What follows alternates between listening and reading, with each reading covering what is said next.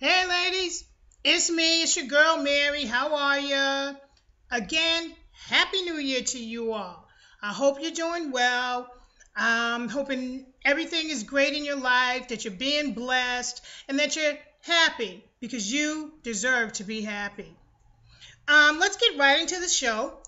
I want to talk about just real briefly the last show, show number 5. I somewhat gave you ladies like our pledge or our chant. And that saying was a new year, a new hope. And ladies, a new year and a new hope, it is so important because here we are in 2013. So many things are happening, so many things are going to happen. And let me tell you something, it's going to take hope to get us through 2013. Don't let it fail you now. Build your hope. And when you build your hope, don't build your hope in people. Don't build your hope in things. Put your hope in yourself, what you know that you can do and what you're going to do, and put your hope in God. And if you don't serve God, put your hope in whatever that thing is that works for you. But for those of you that do serve Him, listen, He will never fail us and He will never, never leave us alone. So have hope this year, ladies, because without hope, we're weak. Without hope, we can't survive. Without hope, we'll wither up like an old flower or a rose that has dried up and become so brittle will crumble. But hope, as Jesse Jackson said, keeps us alive. So keep your hope, ladies, no matter how hard it gets, no matter how long the struggle is. You can do this thing if you just keep hoping. You'll be all right. You'll make it through.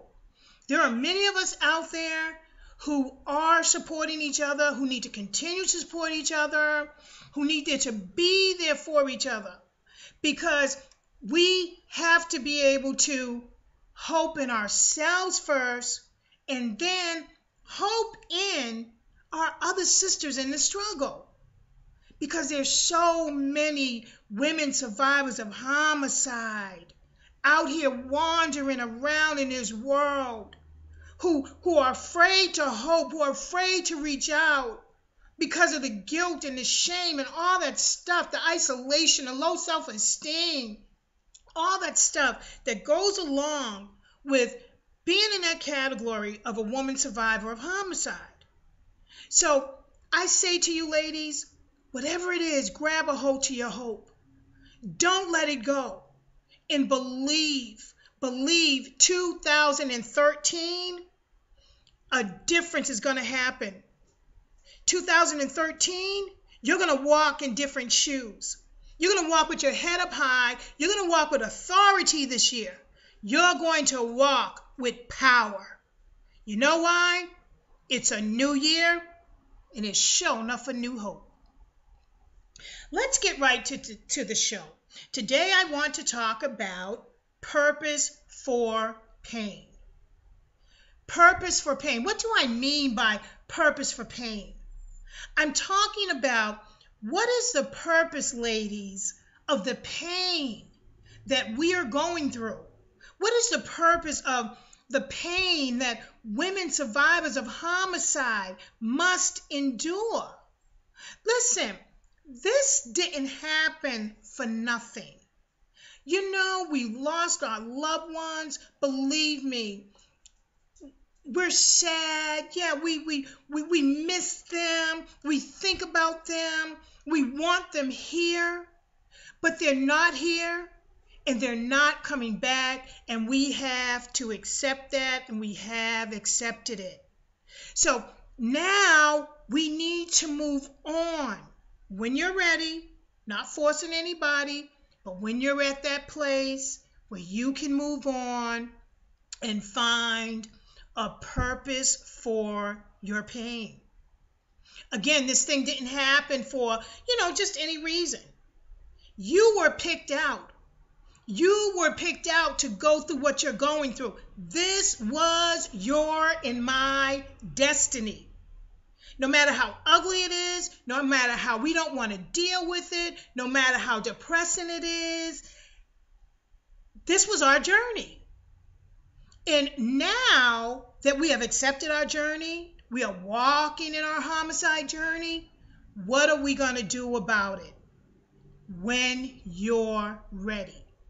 Now, for those of you who aren't ready, that's fine, because everybody grieves differently. Everybody has their own different time. No, I'm not pushing nobody. Do what you got to do to take care of you. You know, I took 16 years. It took me 16 years to stop pretending I was okay, to deal with what really happened, to accept I made a lot of mistakes in the process, to love myself, to forgive myself.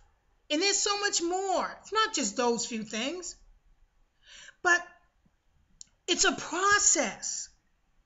So it took me 16 years. Some people everyone's different. Some women can leave the funeral, leave the burial, and get up the next morning and bam, they're ready to go. They're ready to make a move. They're ready to open a business, start this, counseling places. Everybody's different. And your time to move does not say that you're not any good or you're not, as good as this person or this person is better than you. It has nothing to do with anything. It has to do when you are ready to make that move. Now, for those of you that are ready, you need to deal with your purpose for your pain. This thing happened. We can't change it. But you know what we can do? We can get up out of the depression. We can get out of the low self-esteem. We can get up out of the anxiety. We can get up out of the guilt, the isolation, all those other things, the suicidal thoughts, the homicidal thoughts, the revenge, all that stuff. Get up out of that so that we can move on and find a positive purpose for why this happened. For me, it's Melvin's mission. When I found out that Melvin died intervening a robbery, and the victim got away, and then Melvin became the victim. When I found that out, that was Melvin saving someone's life. That person ran, but Melvin was still stuck there with a gun in his face, being robbed and shot in the chest, and laying only a few doors from our new home. Okay?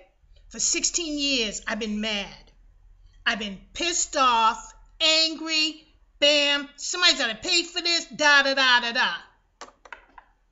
Guess what? It's not bringing Melvin back. Guess what? It's causing stress. Guess what? It's causing anxiety. Guess what? It's causing me to make a whole bunch of stupid mistakes and not be happy. But finally, I got to the point where I could find a purpose for my pain. And baby, when I found that, you don't know the load that lifted off of me. And I just became this flower that opened up, and I'm ready.